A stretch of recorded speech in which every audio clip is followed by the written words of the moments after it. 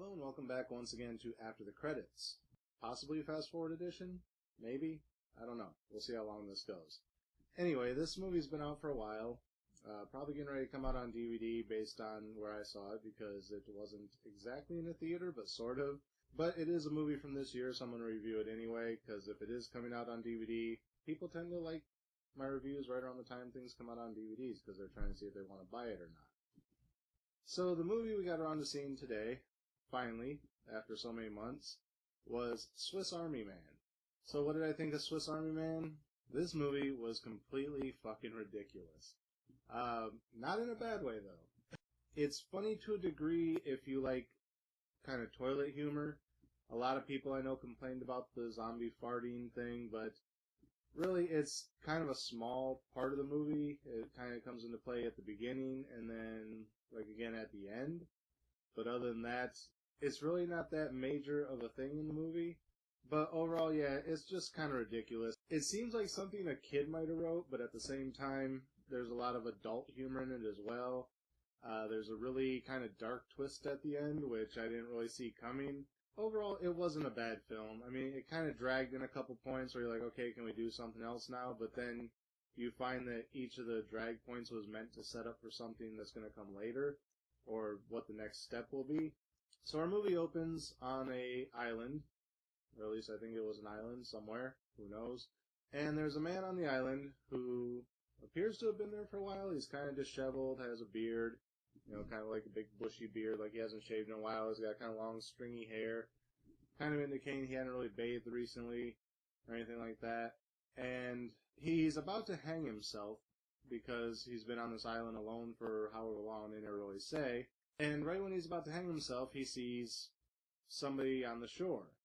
So he goes to check out who the person is. Turns out it's a dead body. Now this guy, again, like I said, they weren't really clear how long he'd been on the island because he had a small cooler with him, which you later find out he had food at one point, but I guess he burned through it rather quickly because you see like his little like milk cartons and things like that. He's turned into little boats and there's like written messages on them and has them like floating around in the water before he decides to hang himself. So apparently at this point he's been there a while and has decided to give up, or at least that's kind of how it makes it seem, until this body washes up. So after he checks out the body, he finds out it's a dead body.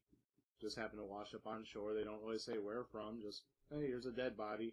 Once he realizes it's not a real person and he still doesn't have anyone to really talk to or anyone to kind of help him figure out a way to get off this island, he just kind of pushes the body back into the water and then decides to go back to hanging himself. And right as he's about to hang himself, he notices the body's like moving around in the water, almost like it's being propelled. So he takes a closer look at it and realizes that the body's being propelled by the excess gas built up in the dead body. So he jumps onto the body, which bursts a lot of the air out in the form of a big fart, which propels him at high speed across the water to another shore. Now he's back onto land, but he's still kind of in the middle of nowhere, so he's got to find his way back to civilization. So at first he's going to leave the body behind, but then he realizes that, the body's kind of his good luck charm. They kind of got him here, he can't really leave it behind. So he decides to carry it around with him until he gets back to civilization and, like, the guy can get a proper burial or they can identify him, whatever. So he's carrying it through the woods, and through the course of events, as they play out, the body just keeps helping him in different ways. Like, at one point he's out of water, and the body, like, when he goes to sleep, the body's just kind of laying there with its mouth open, and there's water dripping from in the top of the cave, so when he runs out of water, and he goes to move the body, it starts spitting water out of its mouth, so he catches it in a little cup that he has and starts drinking it, which, yes, it's a little bit gross, but hey, if you're trying to survive, whatever. And it just kind of keeps playing out like that. Slowly, it makes you think that the body's starting to come back to life, but in reality, I think he's just kind of making it all up because he's kind of lost his mind at this point and needs someone to talk to. But it's not really clear because the ending kind of makes it seem like maybe the corpse did come back to life. It's never really 100% clear on that. So they make their way around and trying to get back home. Eventually, spoilers, reaching civilization. And they find some help, and the cops show up, and then they got the big kind of twist reveal at the end, which, like I said, is kind of dark. I didn't really see it coming. I was like, oh wow, that's not where I thought they were going to take this. So that plays out, and that's kind of the end of the movie. I mean, there's a lot more to it than that. There's a lot of character development in the story, but like I said, it's a bit of a sit. But I think that little twist ending at the end was kind of worth it, but it still doesn't resolve anything. The last line of the movie, I think, sums up the whole thing when one of the characters just says, "What the fuck?" and then it goes to credits. Yeah, that's kind of this movie.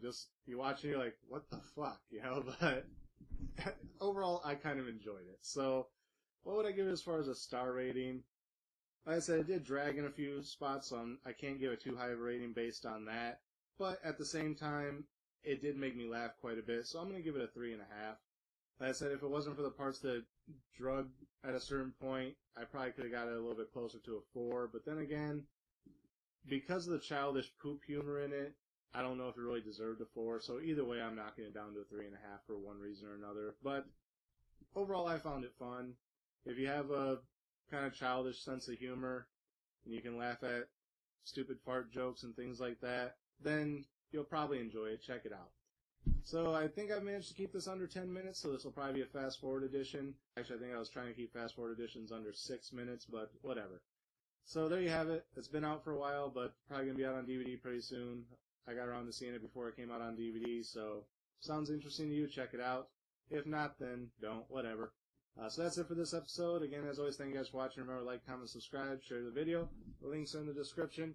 And until next time, we'll see you after the credits.